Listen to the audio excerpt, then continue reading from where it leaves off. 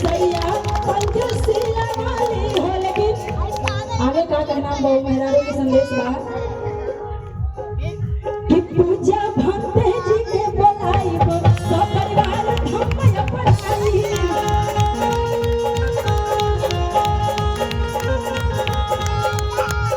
कि पूजा भंते जी के बोलाई मिलके बहुत हम अपनाई। और चलते चलते करब का और कि पूजा भंते जी के बोलाई।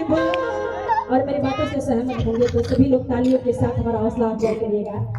अरे कि पूजा भंते जी के बोलाई कह दिया कि अपना घर के सारा काम काज जौन भी बढ़िया काम हो, अच्छा काम के शुरुआत हुई हम भंते जी के बुला के करब।